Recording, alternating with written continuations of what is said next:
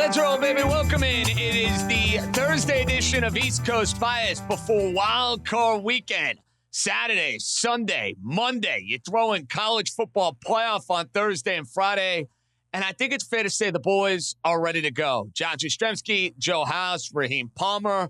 Of course, here on the Ringer Gambling Show. Of course, we are back by popular demand. First time in 2025 right here on FanDuel TV. Before we get into all the fun stuff, I would be remiss if we don't send out our best wishes to everybody in the Southern California, Los Angeles area that's dealing with the atrocities of these wildfires that are causing unbelievable damage, unbelievable harm, and we're thinking of all the folks affected out in Southern California. I wanted to say that, guys, right out of the gate. And let's try to put everybody in a little bit of a better mood for the next 50 minutes or so. Boys, I'm bummed. Obviously, I'm not going to get to see you over the course of the weekend, but that pales into comparison to what's going on in Palisades, Malibu, what have you. But on a much lighter note, Joe House, a little bit of an awkward transition, but a much lighter note. Black Monday is coming on in the NFL. There have been about 48 to 72 hours here of news that could maybe pique your interest outside of these playoff games. So I'll kind of do a little open forum here. Last 48, 72 hours, the most interesting piece of news, development, the thing you've been most captivated by in the NFL, other than these games coming up this weekend, what would it be? So I have to answer from the most selfish place imaginable, and it is this. I love the fact that the offensive coordinator for the Tampa Bay Buccaneers is showing up at the top of all of these lists as a potential head coach, a candidate that everybody wants to interview because this Washington C-Words team in this matchup against Tampa needs every little bit of assistance and help. And so if Liam Cohen's attention is distracted in any way, shape, or form, right, unless he just flatly tells everybody my phone is off, do not call me. I hope that's not the case. Then I hope there is the tiniest bit of distraction away from what Baker Mayfield and Bucky Irving and this Tampa offense might do against my Washington team. I'm saying this obviously in half jest. An unbelievable job by Liam Cohen, though, with this Tampa Bay offense this season, with the injuries they experienced and the revelation of Bucky Irving. And kudos to that dude for being at the top of these lists, Dream. Yeah, I mean, definitely kudos to him. You got to give credits to him. But, for me, the most interesting news right now is not even NFL related. It's NBA related because Jimmy Butler has requested a trade. And, he doesn't seem to want to go to too many teams. Like, I wanted to see him go to Memphis because I felt like he could make Memphis a contender. But unfortunately, he doesn't want to go to Memphis. He doesn't want to go to Milwaukee.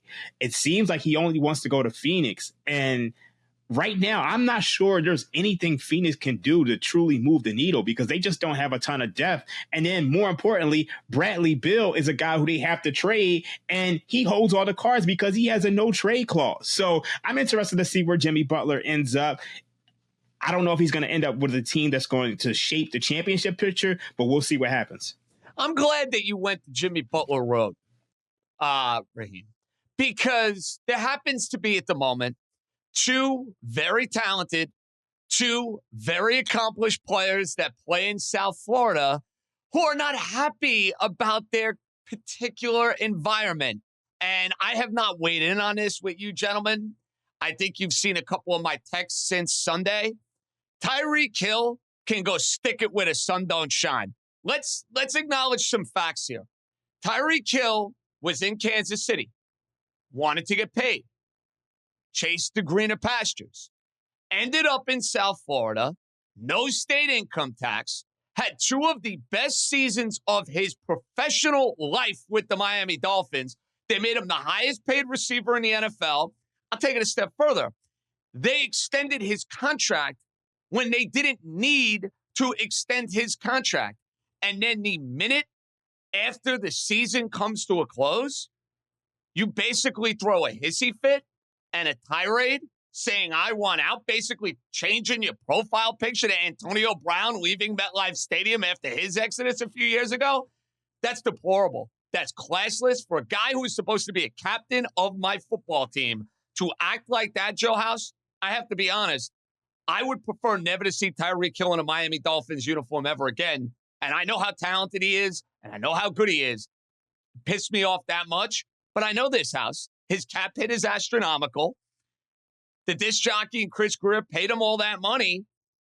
I think I'm going to have to sit there and watch Tyreek Hill play for my football team again. But don't you see the parallel here with Jimmy Butler and Tyreek Hill? Same city, same environment. Ridiculous. Well, I love the parallel. And since this is a gambling show, let's gamble on this, right? At least between the three of us. The bet is this: will either of them leave their current teams? And if so, where might they land? Because I will start off by just saying my view is that neither one of those guys is going to get traded. I think Tyreek Hill will be with the Dolphins going into next season, and I don't think Jimmy Butler's getting traded prior to this summer. I think he's going to be with the Miami Heat until the summer. I disagree with that strongly. I'm going to go ahead and set the odds at, let's say, minus 400 for Jimmy Butler to get traded. I'm with you on that, Raheem, because I think Pat Riley's sick and tired of his face. See, I don't even think it's a Pat Riley thing. I think it's an NBA superstar thing. Fair. Also, the NBA superstar, great point. Great point. When NBA superstars want to get traded, they get traded. And you saw him in the press conference. He lacks joy. He got suspended for 7 games. And the NBA players unit is going to appeal that suspension. So I think you just have too much bad blood on both sides. And just knowing the way NBA superstars dictate terms, there's just no way that Jimmy Butler is going to play out this season. Now, when it comes to Tyreek Hill, we know how difficult it is to trade NFL stars with their cap hit. So I don't know what's going to happen there. And quickly, fellas, before we transition to these wonderful playoff games, a couple of the matchups a little juicier than others. I got a lot of games that I like. I've really finalized my card. I'm not quite there yet with maybe 1 or 2 games, but for the most part, I'm where I need to be. Joe House, the most interesting head coaching vacancy or coaching search to you is the following.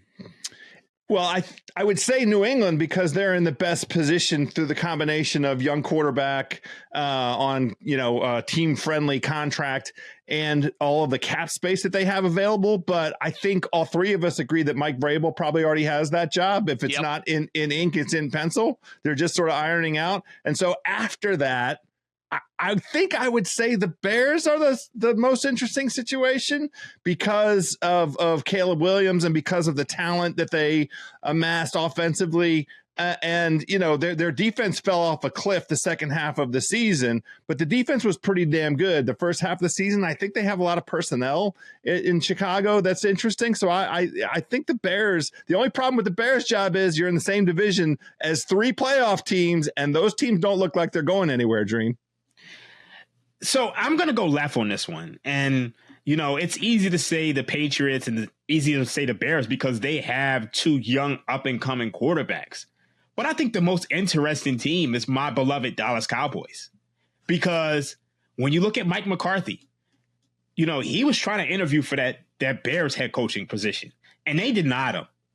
And I just get the feeling that I'm not sure that Mike McCarthy is actually going to be back. So I want to see what happens with the Cowboys. But also, I think we're in a situation this year where I think we could see a head coach get traded. Mike Tomlin. Yeah, Mike Tomlin, Mike Kevin McCarthy. O'Connell. It could be somebody who just, it's just time for a change and they go somewhere else. And then I think that, just to add one more, that Raiders position is very intriguing to me because Tom Brady is supposed to take over a little bit more in terms of his ownership position. And watch out, because wouldn't it be funny if the Raiders and Tom Brady stole Mike Vrabel from the New England Patriots? Please. I want to be living in that world, and I want to be the first person to text Bill Simmons if indeed that goes down. Let me make this perfectly clear. I think Mike Vrabel's going to the Patriots. I think it's the worst kept secret in the world. But Raheem, I like to stir the pot in our group chats, and I like to have a little bit of fun. That would be one last big fat FU to Robert Kraft if Mike Vrabel, who is, yes, the predetermined choice of the New England Patriots, Brady goes, hey, buddy, hey, pal, I used to throw you touchdowns in the Super Bowl. Remember those? How about you come coach for me, and you can play a lot more golf in Las Vegas than you can in the winters at Foxborough, right, House? That's a true story, and Vegas has lots going for it these days. I love this story, and I love the angle. Great job. You guys are fired up. We are fired up. When we come back, we have Saturday games to break down. They are in the AFC. The Chargers, are they overvalued as a small favorite against the Houston Texans? And I'm trying to figure out how high is this line between the Steelers and the Ravens going to go? It's getting crazy. We have the Saturday card dissected every way imaginable. East Coast Bias Boys, we are just getting started right here on FanDuel TV.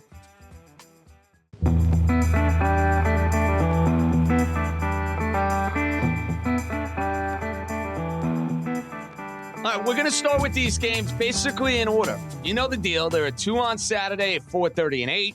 Then you have the triple header at 1, 4, and 8.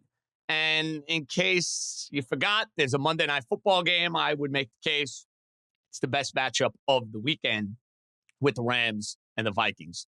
House, I'm starting with you on this one. Chargers going up against the Texan team that we have been out on for quite a while. However, for as brilliant a job as Jim Harbaugh has done with the Chargers, they are not a loaded roster. I know they've played really well defensively. At times, we have seen them struggle when they go up in weight class. And my read on this game is, I think they've been more impressive than the Texans this year. Yeah, I trust their coach more than I trust D'Amico Ryans. I see that line at 3, though.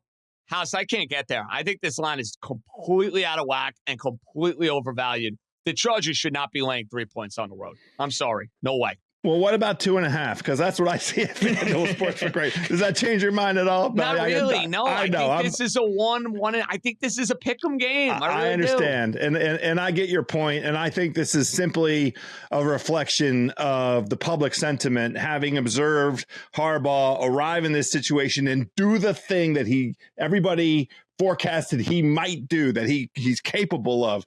He put in institutional stability. He created a bottom-up kind of approach to a football team where the line play on both sides of the ball was crucial. They controlled their games and the games that they won by playing methodical, smart football. They didn't beat themselves.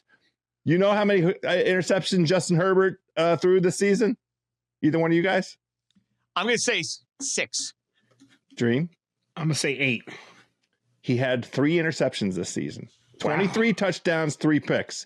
So that's what Harbaugh wants, man. That's what Harbaugh wants. The touchdowns coming down a little bit, but we're going to take care of the ball. We're going to maximize those possessions. That's it. There you go. So the line to me is reflective of all of those sort of elements. And honestly, I'm not that surprised that it's there. I can't get there with Houston by virtue of the CJ Stroud regression. I mean, the guy, every team that they played that was decent, he threw an interception against. And something happened. His sack rate went through the roof. Their offensive line is much worse than it was last season. And they try to get Mixon going. They can't get him going.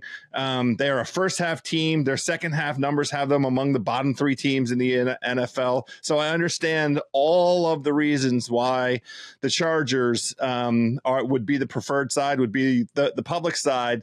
I think I'm probably going to lay off of this one because I do think that Houston defense is pretty damn good. And, if they can get some pressure, if they can get home against Herbert, then it's a pick'em game, which is what you wanted in terms of the line, JJ. What do you think, Dream? This is a very tough game to handicap. And, a lot of the trends, a lot of the models all say take the Houston Texans. I mean, look, this line should not be 3. And we all know that, but it's 2.5. But I mean, there's other factors going into this. The Chargers are actually playing their 3rd straight road game. And those teams who play those 3rd straight road games are 45-71 straight up, 39%, and 5-12 straight up over the last 3 seasons. And, the tough thing for me is that the Chargers, they're not an explosive offense. They're a team that's built off the run. Meanwhile, the Texans, they're 6th in rushing EPA per play. So they should be able to slow down the run. But then when I look at the other side of the ball, this Houston team is not very efficient. We've spoken at length, all of us, myself, Anthony DeMundo, about how this team is not good from a down-to-down perspective. Bobby Slowick continues to run the ball on early downs and put them in third and long situations. So I think the way to play this is actually the under. You're looking at a total of 42.5, and at 42.5, I think this could be, a field goal game. I think you're looking at a 20-17 type game. So I don't want to bother with playing a side here, even though the value is on the Houston Texans, because I just think over the course of this game, Harbaugh is going to he's going to press the right buttons, and I think the Chargers probably end up winning, but I think the safe bet is the under here. I think it's an under game as well. I think Jim Harbaugh is more than comfortable playing a field position, low-scoring kind of game, and that, to me, is what the encouraging sign would be from a Houston perspective, House. Their defense still can ball out. Now, I know the Baltimore game on Christmas Day is in everybody's mind. That, to me, is kind of a throwaway. It was that short turnaround, the Christmas schedule. Then you throw in the fact that, hey, Baltimore's offense is really, really good and is a tough matchup in a lot of different ways. I'm going to take that game and say, hey, the public is going to hold too much weight on it. I watched Houston's defense stymie Detroit and force Jared Goff into, 5 interceptions going back midseason? I saw Derek Stingley absolutely embarrass Tyreek Hill in shutting him down and taking the football away from him. I think Houston, who's been better at home this year, I'm taking them in the game, guys. I don't love it. You're asking me for a play or side in the game. It's Houston a pass for me, but I'm with you, Raheem. The better play in this game. House, we're getting an under. This is going to be a gross game. Yeah, the other aspect to this that I might put a tiny bit on is the Texans as a teaser leg, because the Chargers, by virtue of their identity, don't blow teams out. If you look at their wins, the teams that they won by margin are all horrendous teams. It's teams like the Browns and the Raiders and the Titans and, the Patriots. They beat all those teams, double-digit scores. Their wins against, better teams, the most in terms of margin, 7 points against the Broncos. And then they've lost to, a bunch of the playoff teams on here, lost to the Ravens, lost to the Buccaneers, lost to the Chiefs, obviously. Lost to the Cardinals, so lost to the Steelers. I think a teaser leg is not a terrible way of playing this. I agree with that. And I think the thing that makes the teaser, more intriguing is the fact that the total is so low. And we've spoken at length about how we like the under. And if you look at Houston Texans games this year, they're a league leading 11-6 to the under. So if we're going to get a low scoring game and you can tease up from 2.5 to, 8.5, you cross out those key numbers, I think you're in a good position. So I like the under.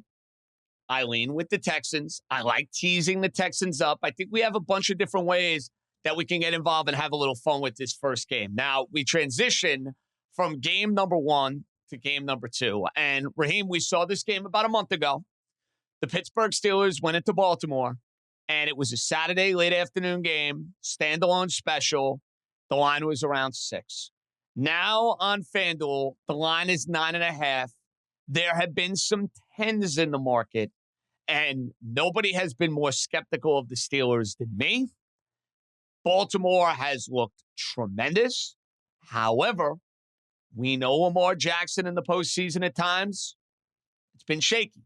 We know the Pittsburgh-Baltimore rivalry historically leads you to a whole lot of close games. I'll start with you on this one, Dream. 9.5 with the Ravens. Is it a fair line, or are we overvaluing Baltimore because of the Steelers' struggles as of late? So my model actually makes this game Ravens -12. So when you're just looking from a math perspective, sure, this is the right price. And this got bet up from 7.5. You look at the last time these two teams played in week 16, the Ravens were laying 7.5. And it was the first time in which the last 8 games between the Ravens and the Steelers with Lamar Jackson, where the Ravens actually scored more than 20 points. Yes, you go back before that, 16 points, 10 points, 10 points, 13 points, 16 points, 13 points, 19 points, 14 points. So for whatever reason, Mike Tomlin and this Pittsburgh Steelers defense has found a way to slow down Lamar Jackson. And in this matchup, Zay Flowers could be absent, which could really hurt this offense. And I look at the other side of the ball. The thing that makes this tough is the fact that, Russell Wilson and that offense has just completely become garbage. And I don't know if they're going to be able to keep up. But the history between these two teams say that you take the Steelers. I mean, when you look at 21 division wildcard rematches, the underdog is 13-7-1. So you kind of want to back the underdog in this spot, but we know the Ravens are the superior team. Yeah, this is crazy, and it's very hard to map out. I mean, in addition to what Dream just laid out there, these teams play one-score games. They don't play two-score games. And there's a bunch of math that you can find out there that talk about, what happens when division rivals get together for a third time. I mean, there's just incredibly rich history between these two coaches and these franchises that suggest a close game, suggest that nobody's going to win by margin. So I'm trying to find in kind of the derivative markets, where do I want to play this? One thing that I feel strongly about is Baltimore in the first half. Now, the number is 6.5, laying 6.5 when the spread is 9.5. Like, do I really want to do that? Not really. The money line is minus 350. The first half money line for Baltimore is minus 350. The money line for the game is minus 590. So maybe that's a leg that I put with some other money line plays, because there's some money line combinations out there that I want to play. And maybe I'll just do Ravens first half on the money line and put that together, have that parlayed with some other outcomes on the card. But I feel very hesitant about jumping in and laying a giant number like that, JJ. This is a really, really tough game for me because I've been fading the Steelers quite a bit over the last few weeks. And now I'm in a position where I just feel like the number has gotten a little out of whack here. I know the math, and Raheem, you made the point, because of what Pittsburgh's offense has been, because of what Baltimore has been all year, and their defensive resurgence over the last few weeks. Your model puts this at around 12 points. I just see this as a one-score game. I do. Like, the Steelers, to me, in a game against Baltimore, this reeks of all the voodoo, all the magic, nail biter, just because of the history between these two particular teams. I'd feel better about this house if I could grab double digits. I'm kind of waiting for a 10, which I kind of think we might get, Raheem. Are we going to get a 10 in this game? I think we might, dude. I don't think we will. And the reason why is because I think this opened up 7.5, 8.5. And then once you put yourself on a key number, you put yourself in a position to get middle. So I think that's the only reason why we won't see a 10. See, I originally liked the under on this game. And I think that's correlated with the Pittsburgh cover. 100%. You like the under, I think you're on the Steelers. You got it. Yeah.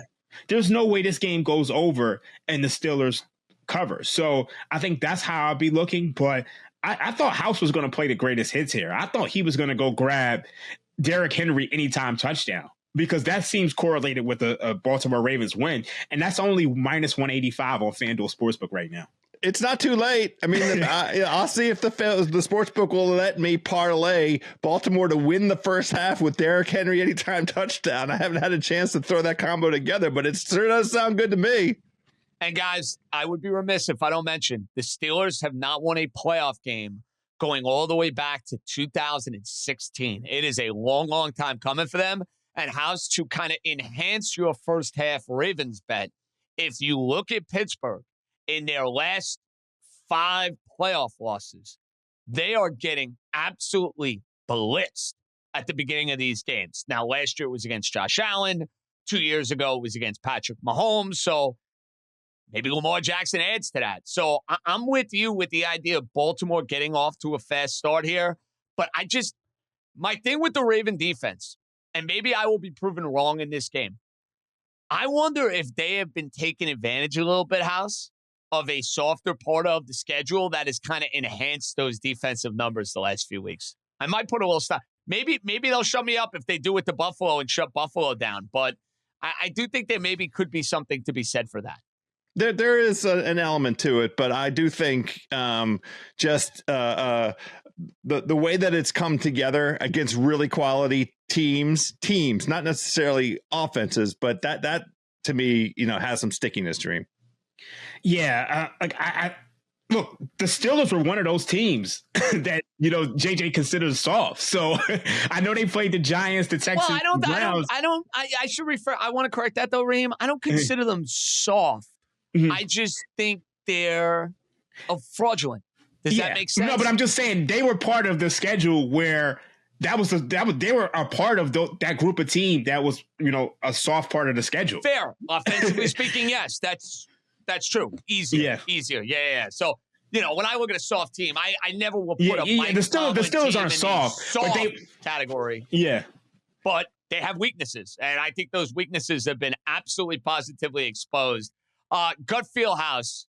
I feel like you'll be parlaying Baltimore on the money line. I think you're going to end up taking the Steelers with the points.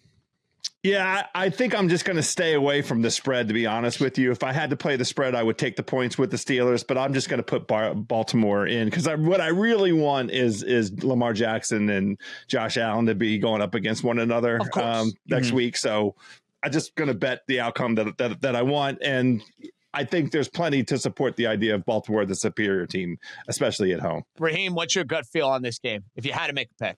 If I had to make a pick, I think Baltimore finally, gets over their playoff demons and just steps on this team. That's my feeling. And then, maybe, Tomlin gets a trade and, things change in Pittsburgh. But I think the best bet on the board right now, if you're just looking at NFL futures, and House gave this out a couple of weeks ago, but I still think it has value. I think the Baltimore Ravens are probably the best team in the AFC outside of the Chiefs, who I think are inevitable. So I think if you're looking for a future, I think you play the Baltimore Ravens plus 550. I think you play them to win the AFC as well. But I think if I had to make a pick for this game, I think the Ravens end up covering. Fair enough. Very, very tough game for me. Very, very tough game. Like the Texans a little bit more than I'd like anybody in this Steeler-Raven game. It's just Steelers have burned me so many times, so it's like, I don't know what to do. All right, we got Sunday games where I am a lot more, decisive in who I like in these particular matchups. We'll dive into the 3 games coming your way Sunday right here on East Coast Bias.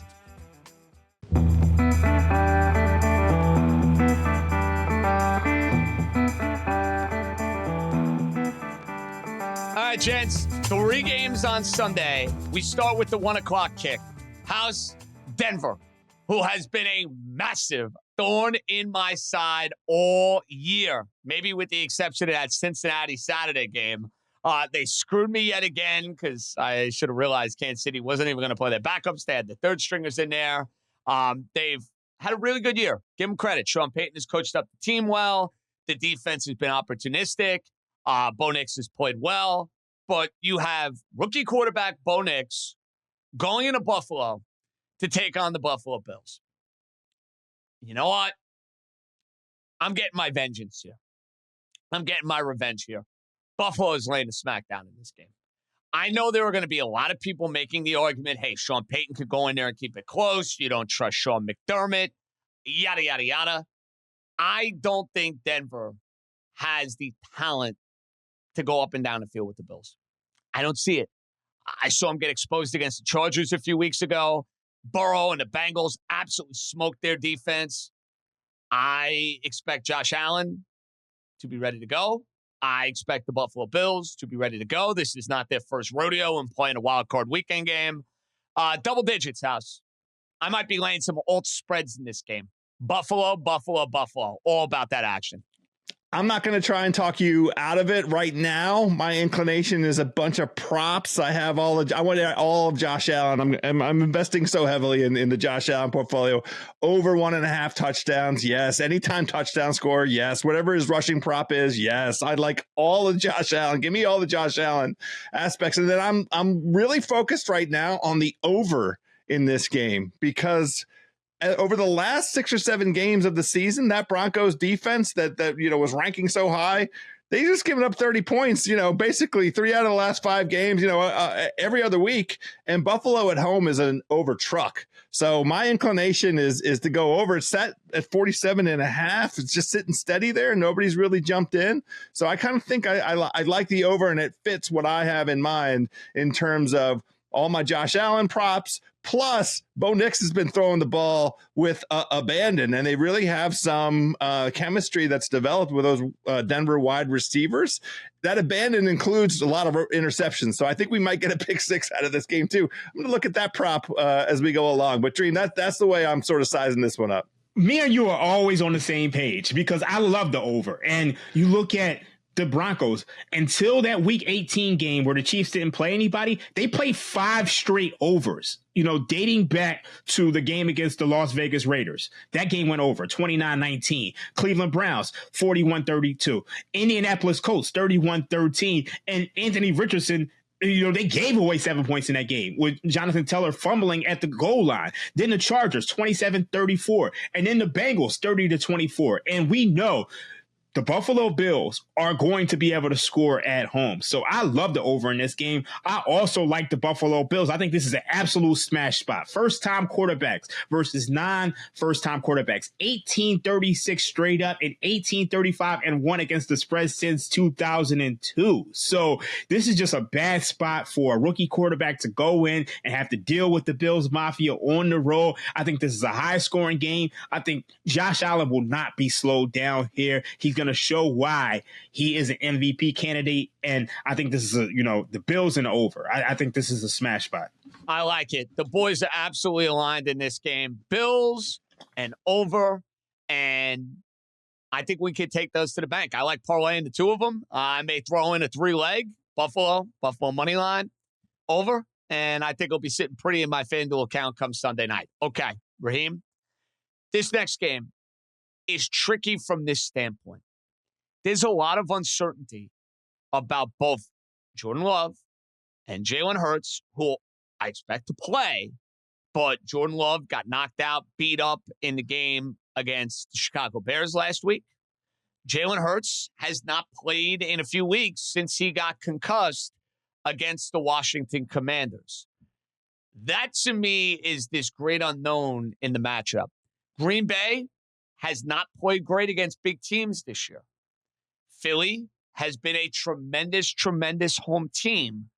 But how much adversity has Philly faced in a lot of these home games? And we know this about Philly in playoff games.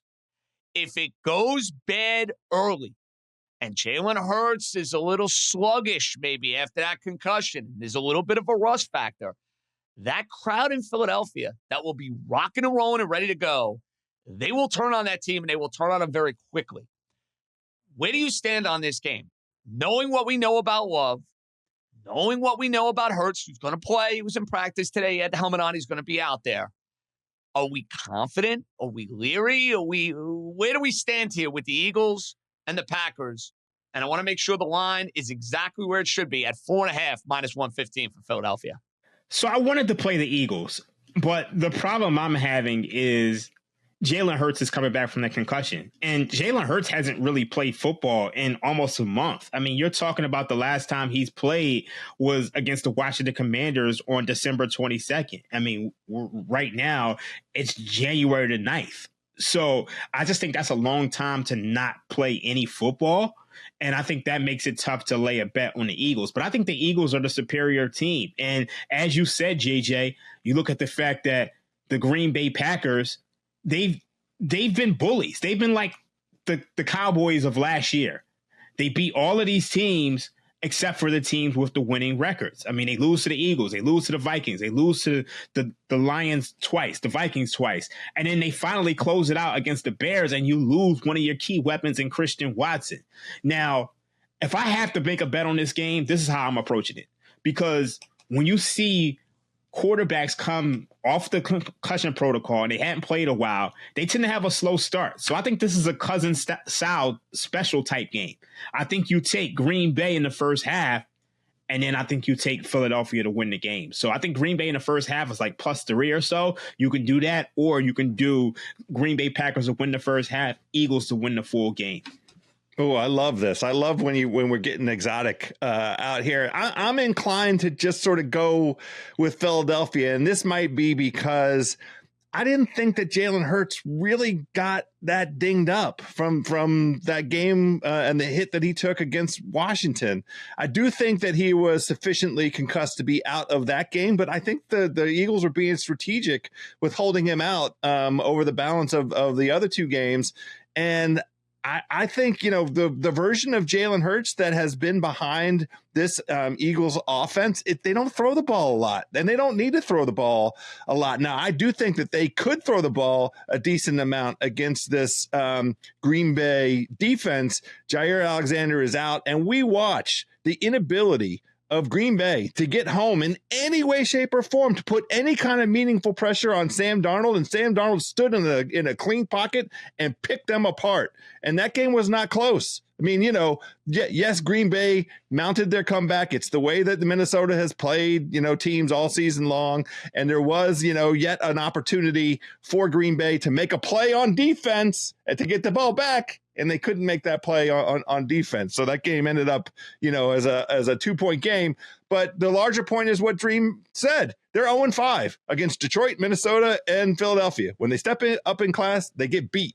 And they are not the team. We were looking down the stretch, and I personally was trying to make a connection, a comparison to last year as they came down the stretch with Jordan Love and his weapons healthy. And last year they had Aaron Jones, who was leading the league in rushing. Josh Jacobs looked like he was headed in that direction. But that game against Minnesota, I cannot unsee. And I thought they were both outcoached and outplayed and out-toughed. And I think this Philadelphia team is tough. I'm laying the points with Philadelphia, fellas. Yeah, I really wanted to bet Green Bay in this game. I really did, because I'm like dealing with the PTSD of last year, what they did to the Dallas Cowboys. They obviously have postseason experience. I don't love the way they finished the year, House, to your point. I'm going to be on Philadelphia in this game as well. And I know this about the Green Bay Packers secondary. It can be moved on. And maybe there is a little bit of a rush factor for Jalen Hurts early. But by the time you hit the end of this game, Devontae Smith and A.J. Brown are going to be able to have their way with those corners. And I don't think Green Bay is 100% right to go into this environment and to be ready to go. I really wanted to be on the Packers. I wanted to buy, hey, maybe it's a slow start. Not getting cute here. I'm laying a 4.5. I'm taking the Eagles. My gut feel is that this game is going to be the exact same game we saw in week 1 in Brazil. Wow. Yeah, if you go back to that game. So shootout. You think a shootout? No, not necessarily a shootout, but if you go back to that game, the Eagles had multiple first half turnovers. And the Packers only went up 6-0 because the Eagles defense kept them in that game. And in the second half, the Eagles, they could not be stopped. They did whatever they wanted. So I think this is going to be that exact same game. And I think the Eagles are going to win, but I think they're going to start slow. We got 2 more games to get to. We'll see if I'm riding or fading Joe House's feel-good Washington Commanders. Plus Monday night, college football playoff. We got you covered.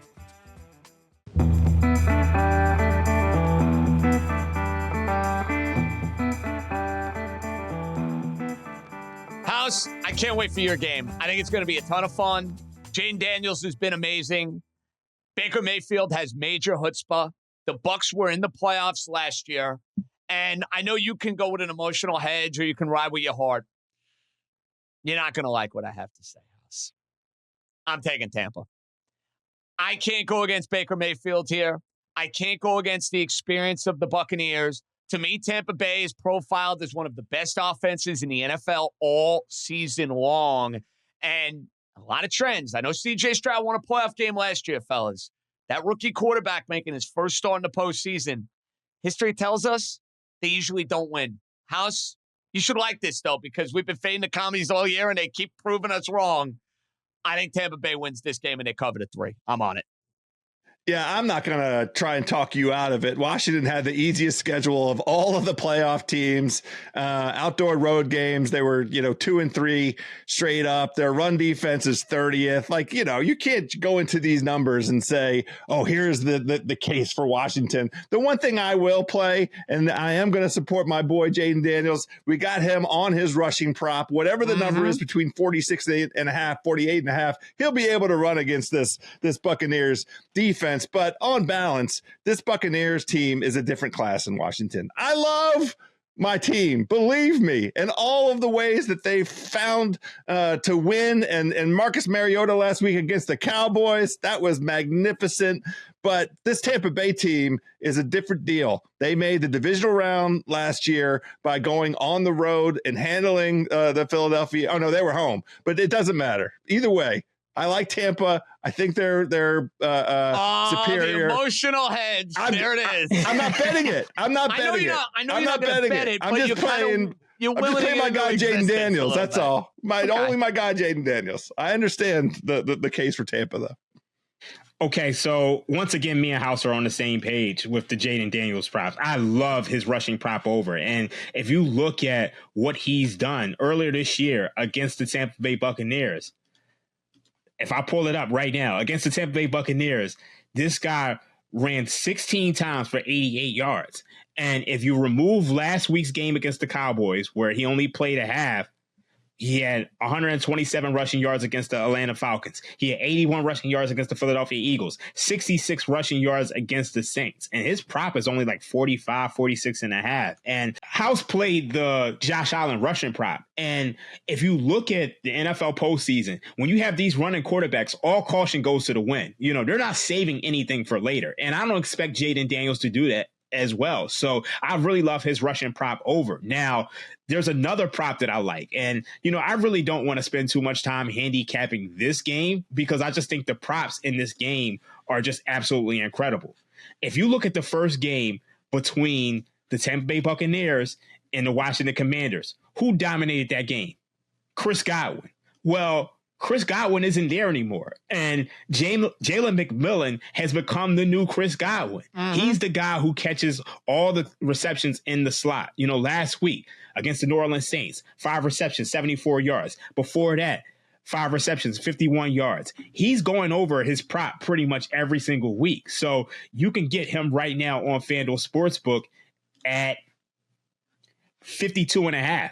I think he's probably going to go over this by probably halftime because I think, you know, Mike Evans is the guy that everybody's focusing attention on. So Jalen McMillan is going to be able to eat. So I like those two props. As far as this game, this also fits the first-time rookie quarterback against a non-first-time quarterback. But there's something electric about Jaden Daniels, and I do not want to bet against him. I think you're laying off of it. Fair enough. Last one. Guys, this is my favorite game of the weekend. I love the Los Angeles Rams. The market, Raheem, is moving with me. I grabbed 2.5. It's now down to 1.5. I know the Vikings have been a better team. You're giving me a quarterback I trust more, a Super Bowl winning head coach, and a team that already beat Minnesota earlier in the year. I think Sam Darnold is going to be seeing those ghosts again, Raheem, like he saw in Week 18. Give me the Rams. Outright. I'll keep it as short and sweet. Boom. This also fits that first-time quarterback trend. But, I mean, this one is tough for me just because right now we don't even know where this game is going to be played. Obviously, you know, you have the tragedy out there in Los Angeles with the wildfires, and the NFL is monitoring the situation. So I think, you know, that venue change it's very important. And obviously, could be it's inside though. That does help though, Raheem, right? The fact that it's inside, it's got to help. Isn't it like an open roof though in SoFi? That's a good question. Yeah, it's not impermeable. It's not like a perfect enclosed situation. I think there is some air that comes through. Okay, so that could change things. All right, fair enough, guys. Yeah, I know the NFL was talking about actually moving the game to Phoenix or Las Vegas. And, you know, with all the things going down, you don't know if that's a little bit of a distraction for anybody. I know the last time we saw a game move was the Kansas City Chiefs. They played the Los Angeles Rams back in 2018. They moved that game. So before I actually place a bet on this game, I want to monitor that. But I think I understand your thought process on betting this game. You got a Super Bowl winning quarterback. You got the pedigree of them versus Sam Darnold. But I don't know. This is a tough game for me. I feel the same way. I do feel it's tough. And JJ, we had a nice argument about the coaching pedigree earlier this week. I'm not so sure that Sean McVay and Kevin O'Connell, that to me, it's a wash, but I do think that there is something instructive about the way that the Rams took care of Matt Stafford in that earlier game. And this offense, if indeed McVay's gamble of taking the week 18 and letting his guys get that collective rest, I do think that might translate into something. I'm looking at the Rams money line. It's plus 100. I mean, even money on the money line. I'm not going to mess around. Why mess around at the point? You guys are minus 115. Just play them to win outright. I understand the perspective there, and I'm leaning. I'm not through my research yet on this one. I have to break it down a bit more. But what happened earlier this season is definitely sticky to my way of thinking. I get it. We'll come back with a quick best bet and maybe a best bet for the college football playoff. East Coast Bias coming right back.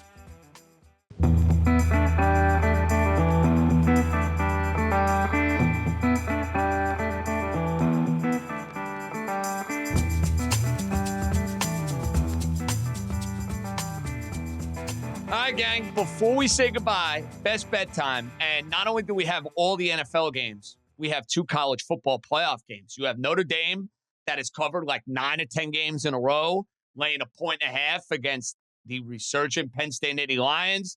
Then you have the Ohio State Buckeyes laying 6 against Texas. Guys, best bet, I love the Rams. That's where I'm going. I also think Penn State is going to take down Notre Dame. I know Notre Dame's got all the juju. I think Penn State's more talented. I think that's going to overwhelm Notre Dame in this spot. And I'm going to take Allard, the unbelievable tight end Warren, who's playing like an absolute beast, and the Penn State Nittany Lions getting 1.5. They went outright against Notre Dame. Raheem, best bet. Okay, I'm going to go with the Buffalo Bills minus 8.5. And we're going to go with some college football. We're going to lay the 5.5 with Ohio State. I think they're the best team remaining. I think last week was a statement from Ohio State against Oregon. I think they continue that. And I also want to go with the under 45.5 in Notre Dame versus Penn State. So I'm going to go with those 3. Also, you can listen to all the stuff that I said earlier. Those are also best bets. House. I'm tailing you guys on the college football. I don't have my own perspective on that, but I know you guys know what you're talking about. I am going to be in a little bit of exotic land for a best bet here as we go into the weekend. Let's take that Derrick Henry. We're singing from the songbook, baby. Anytime touchdown minus 185. If you parlay that with Jalen McMillan, my guy Dream just made a very compelling case. The Washington Seawords defense loves to give up touchdowns to the slot receiver. Plus 175. Combine those two, plus 323. It's an anytime touchdown parlay for your weekend. Let's get down and get going, fellas. I love the idea of getting on board with these McMillan props because it is pretty obvious that Baker Mayfield has found himself a new toy. And I do think we are going to have a game up and down the field between the Bucs and the Commanders on Sunday night. Well, fellas, we won't be together. We're thinking of all our friends in Southern California. But on Saturday at 2:30 in the afternoon on FanDuel TV and YouTube TV, Ringer Sunday pregame, getting you ready for the Saturday games, the Sunday games. For Raheem, House, JJ signing off. Enjoy your Thursday. Enjoy all the football. Be good, everybody.